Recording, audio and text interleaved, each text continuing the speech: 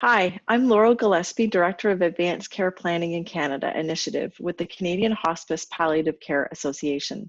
And today we'll be having a conversation with none other than Maryse Bouvette.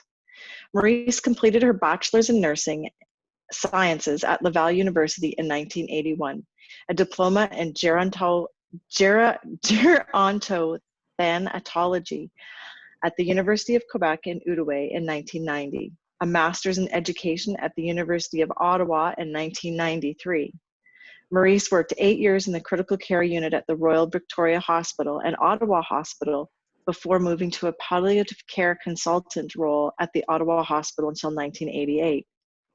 She also worked as a coordinator and manager of the Ministry of Health Champlain Regional Palliative Consultative Team, RPCT, with Brayer Continuing Care from 1998 to August 2019, in a role of an advanced practice nurse in palliative care. Maryse continues to practice as an educator and conference speaker. Maryse, your CV is extraordinary, and I apologize for mispronouncing gerontothanatology. That's quite a specialty. So today we welcome Maryse Bouvette. Thank you. Thank you, Laurel. I am very pleased to be part of this webinar. It's always a pleasure speaking with you. So as part of our fall campaign and bringing awareness to advanced care planning in Canada, we wanted to highlight some of our extraordinary members in Canadian society who do so much for advanced care planning, but also those who have real life experiences. And you have some really great gems in your stories. So if it's okay, we'd like to ask you a few questions about how you were maybe first introduced to the concept of advanced care planning. Well, if I go back at the beginning of my career, I mean, I've been a nurse for almost 40 years, which is going to be 40 years next year. And at the beginning of my career, I was working mostly in an intensive care unit. And I have to say, we were not calling that advanced care planning at the time, but throughout my daily exposure to disease, suffering, life, and death, I realized the importance of that conversation. Because I've seen many patients receiving, I would like to say in bracket, aggressive intervention, which in fact were not always in congruence with the quality of life that could have been desired. And these situations left families with very difficult decision making in very critical time, in crisis time. And I have one situation in mind, and that was actually one of the last patients that I cared for during the time I was in intensive care unit, where we were part of the emergency team, the cardiac arrest team that we were calling. This lady was a 75-year-old lady who underwent a cardiac arrest. So she was in hospital, but she had so many medical conditions, including severe dementia. She was also on dialysis due to renal failure. She had bilateral leg amputation. She was deaf, probably, blind, probably from her diabetes as well. She had so many other medical conditions, but she did have a cardiac arrest and did not have any clear indication on her file about what her goals were. So sure enough, we arrived on the scene and we proceeded with the medical resuscitation. The family was attempted to be reached, but unsuccessfully, so messages were left. So we had to proceed with the CPR, and we did have a successful CPR for the first event. So we were ready to bring this lady to the intensive care unit post a cardiac arrest, but she did have a second arrest on our way to the intensive care unit. So again, not having clearer guidance, we had to proceed again with the CPR. So on our end, we had another successful heartbeat, if I can say it. On the arrival to the intensive care unit, while I was transferring her on her bed and connecting her to all the monitors, believe it or not, she did have a third cardiac arrest.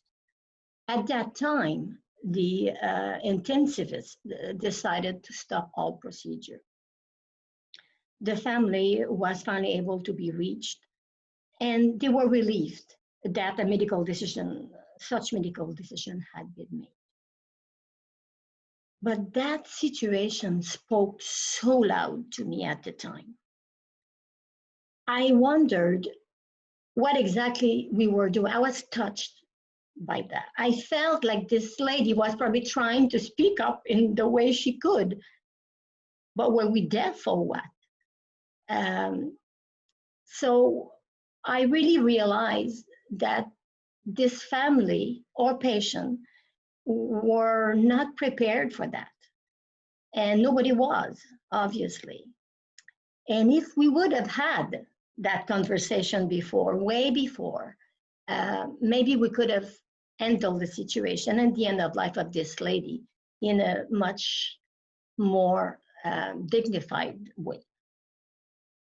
So these situations have stayed with me over time. And I realize how much work we have to do.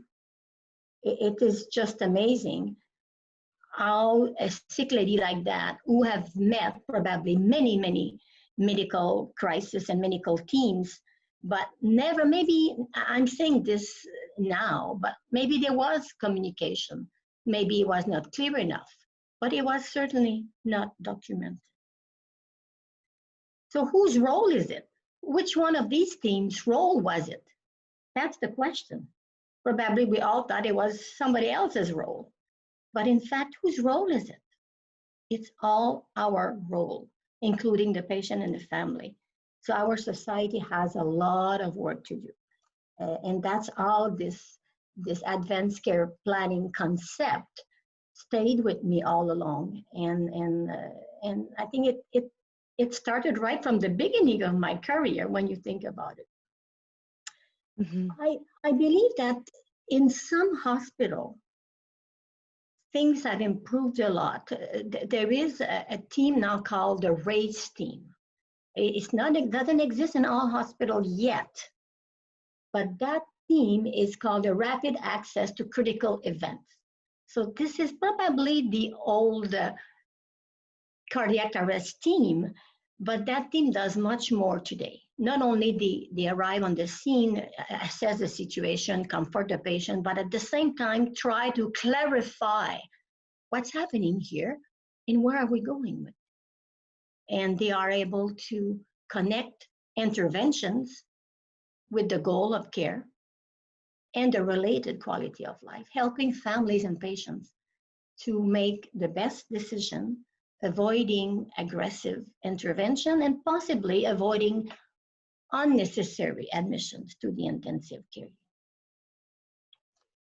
Yeah, it kind of helps to eliminate some of that suffering too, right? When you think about the resident or patient in a facility, that it perhaps has the potential to as well eliminate additional suffering that the person would not have ever wanted. Exactly. So it kind of leads me to my second question then, is like, how important has the small incremental advancements that we're making with advanced care planning and helping people understand its importance,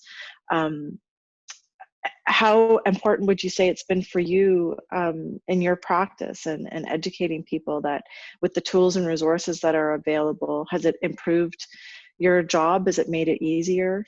Has it been important for you? Absolutely, because as we see our society evolving and the complexity of the medical conditions and the medical system, it is in the gap in communication. I mean, we see this on a daily basis.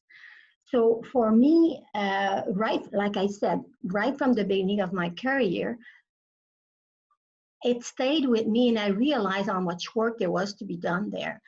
And way back when the Advanced Care Planning Project came on at the national level with the Canadian Hospice Palliative Care Association, I was invited to be part of that committee, and it fit right with me at the time, because it was now a tangible national movement that could help our society and each one of us individually, in a way, to make things better. And this contribution, certainly I was proud of that, but it certainly showed me that here's a way to help that family to not wait to be at the bedside of a critical moment, and to take critical decisions and difficult decisions before without being prepared. So this advanced care planning has been taken a very big part of my personal life, but also my career. Because as a critical care nurse at the time, and then as a specialized palliative care nurse, it became a tool for me, like a real tool. So I think that is part of improving the human condition, really, by giving control. And this is really the truth. I believe that advanced care planning, and this is how I'm bringing it to the conversation when I was a consultant in palliative care, I would bring up this conversation to patients and family, delicate conversation that needs to be honest and respectful, to take them where they are at in their thinking, to say, this is a way for you to keep control.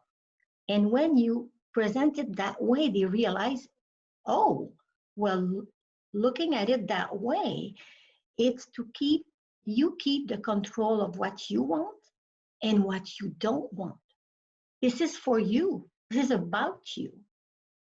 So that way of approaching decision making or advanced care planning with these patients and family have really helped. I kind of look at it that it's a win-win-win. It's a win for the patient, it's a win for the family, and it's a win for the healthcare professionals who try so hard to make sure they get it right every time, right? Yes.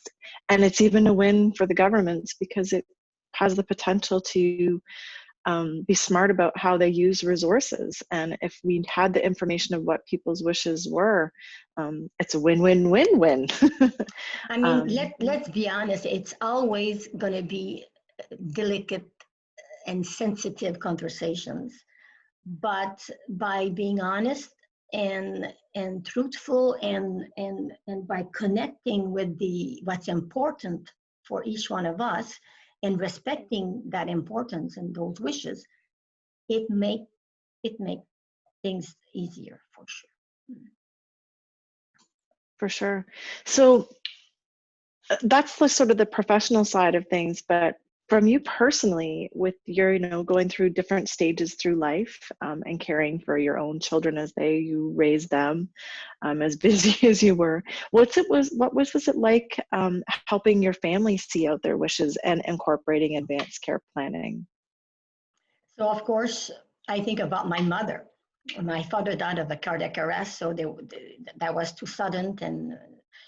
But my mother was 78 years old when she died, and she was a strong lady, like a mother of 14 alive children, and had always had that strength in life. And I had many medical conditions, and I'd had many strokes, and was left with debilitated condition, losing her autonomy and so on. So we saw her health going down and brought the topic up, very respectfully, and she certainly agreed. to not be resuscitated if her heart was to stop, and not wanting any aggressive interventions that would be futile in maintaining some degree of quality of life. So it was delicate, but it was well done, and we were proud of that. So she sure enough, she had another of those crises one of these nights, and ended up in emergency with another stroke, which also led into CHF condition, and she was not in a good place at all. And we all thought, and sure enough, we were right, that was very critical, and possibly she would die from that one. We knew about her wishes, but believe it or not, despite all the communication and our knowledge of her wishes, because of a degree of respiratory distress,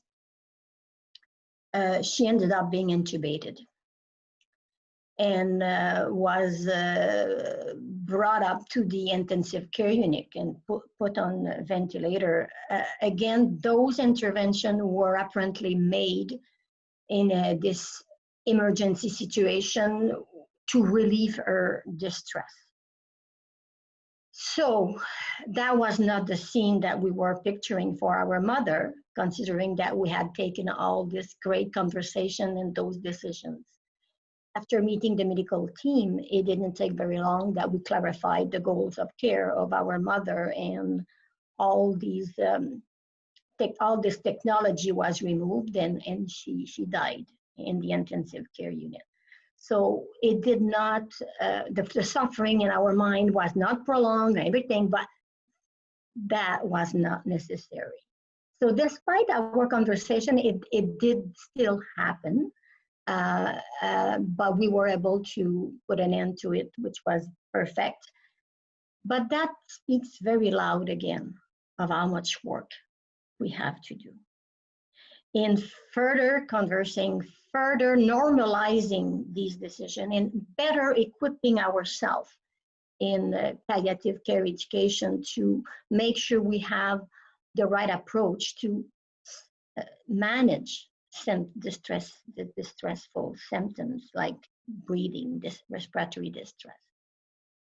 So again, for me, it is extremely important that we keep in mind that the work, we have to pull our sleeve up and continue to work in better equipping ourselves. Yeah, I know I've shared with you before my idea or my dream about having on everybody's medical card little QR code that has instant access to your organ donation, your advanced care planning, because it seems like it was immediately respected, the goals of care that you had the discussions with your family and your mom.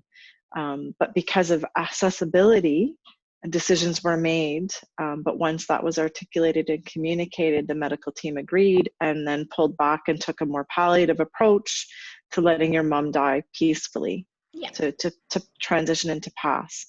But again, it comes down to, you're right, when we say we have a lot of work to do, it's that accessibility of getting that information.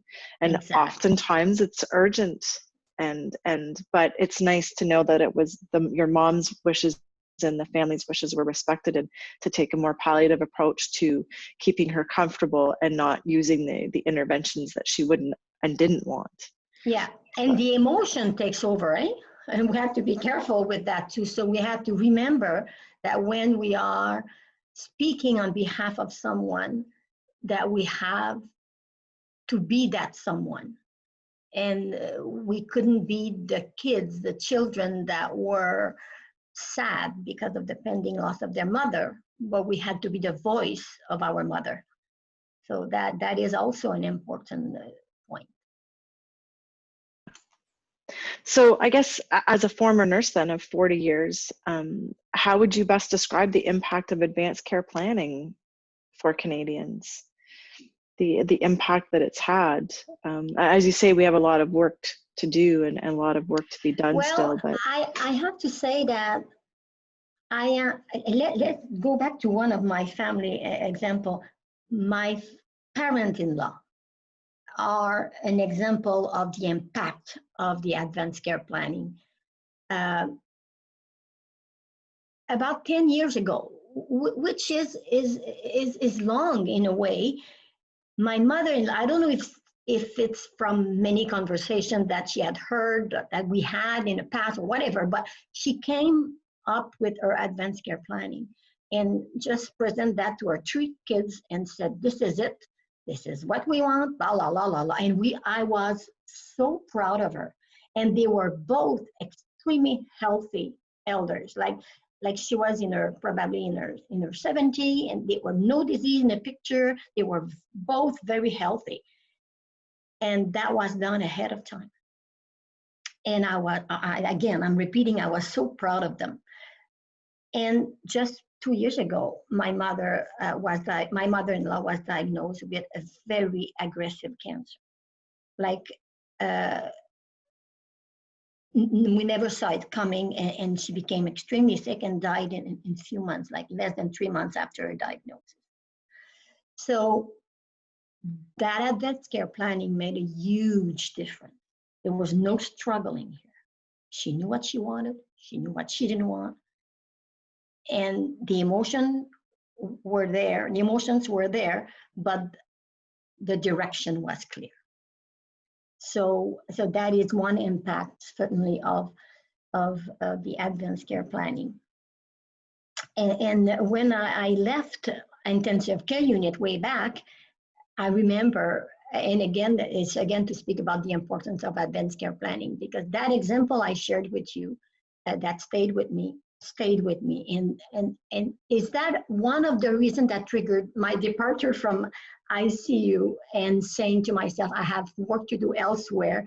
But when I left the intensive care unit, my colleagues were saying, Maryse, do you realize you are leaving intensive care unit where there's so much to do, and you are going into a field of palliative care when there's nothing to do?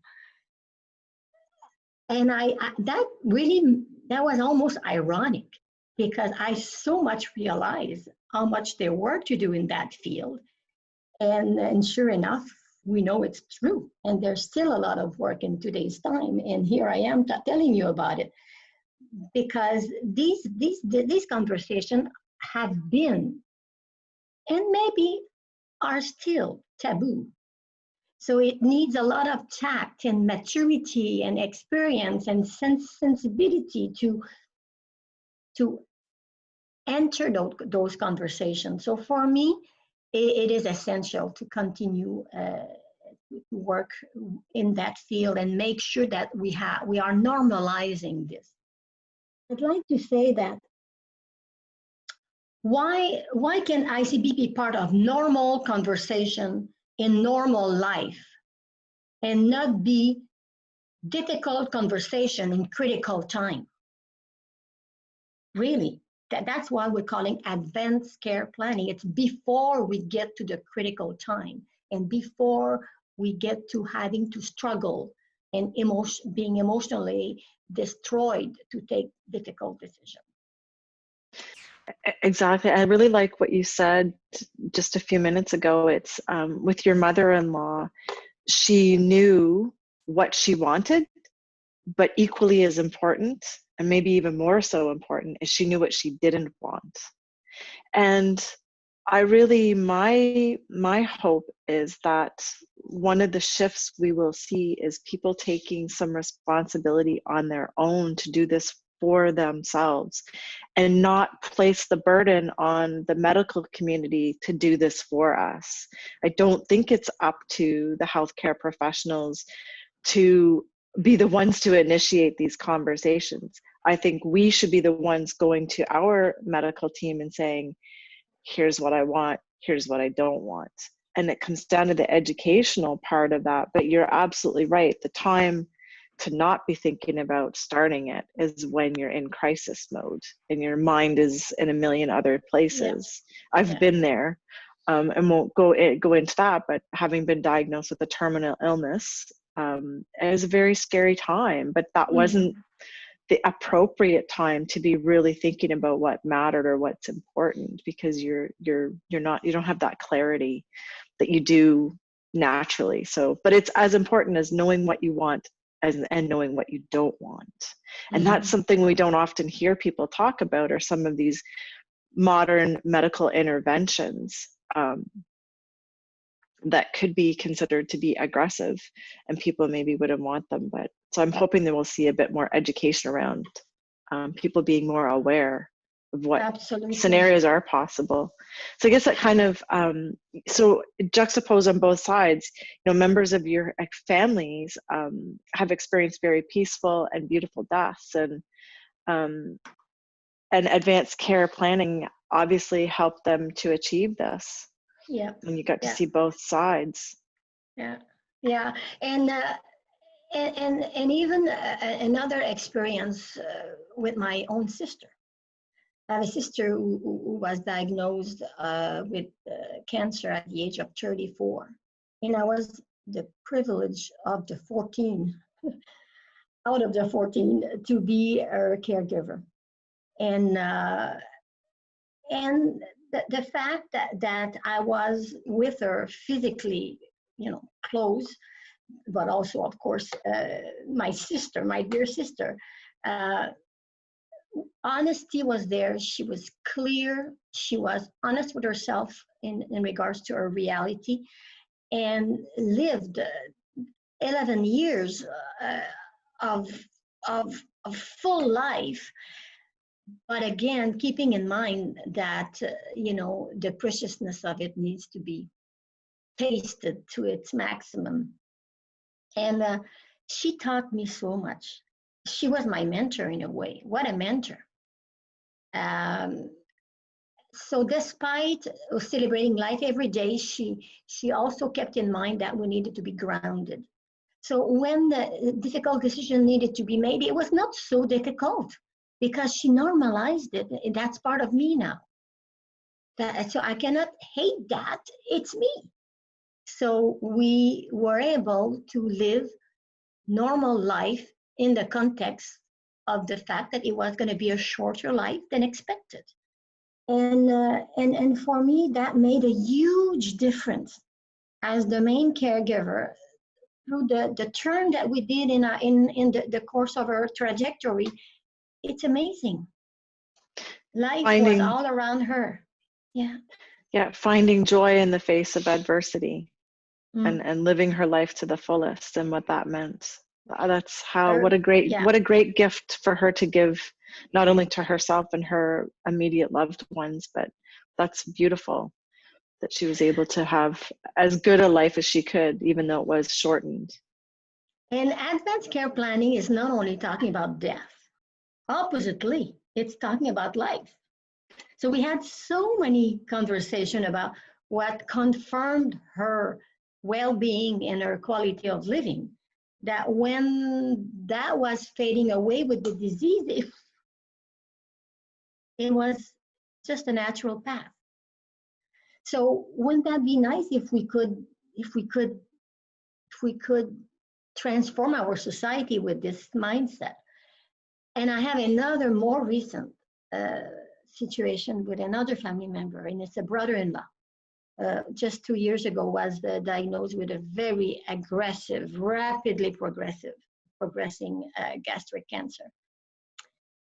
And to say that is official, by the paper, advanced care planning documentation was done, no. But this man was so honest with his wishes and the way quality of life was for him, we all knew. So that honesty gave both him and my sister the courage to take over that last part of his life. And to the great surprise of many other members of his family, he was able to come home, lived at home, lived intensively at home for the last 3 weeks of his life. And I have to say again, I like to use the word honesty, because we need to be transparent with that reality. We're all going to die, that we know for sure. But he had indication that his death was coming sooner than the rest of the world. And that honesty gave him the courage to be able to live at home and taste life until the last drop. Exactly. Thank you for sharing all of these things with us today, Maryse. I have, the one thing that really strikes me is it's, as you say, it's not an if, it's a when. When are you going to die? Yeah. But not looking at advanced care planning as how you want to die, so much as how do you want to live up until that point. Yeah. And that's going to include those real, but we don't have the crystal ball either. We don't know what's coming in the future. But if we can at least articulate somehow an idea of what our wishes are and how we do want to live until we die, it's not if, it's when, but making the decision of not how you want to die, but how do you want to live until the end. And maybe we can say, kind of looking at it that. Exactly. And maybe if we can say, if we trust that our wishes will be respected, and then we need to trust that everything will go well. And the well doesn't mean healthy. It means the course of the nature of the situation. And respecting what your wishes are and what you would like to have happen. So I guess we'll close for now, but as always, it's a delight speaking with you and such a joy to have you share your insights and your vast knowledge and how you so eloquently put things, Maryse. It's very comforting. So on behalf of the Canadian Hospice Palliative Care Association and Advanced Care Planning in Canada, we'd like to thank you, Maryse. Maryse, for joining us today and for sharing. And for any of you who might have any other questions or are looking for resources such as advanced care planning handbooks or workbooks so that you can start your own conversations, please visit our website at www.advancedcareplanning.ca. And you can follow us on Twitter, Facebook, LinkedIn, and Instagram. And with that, I wish you all good health and be safe and be well.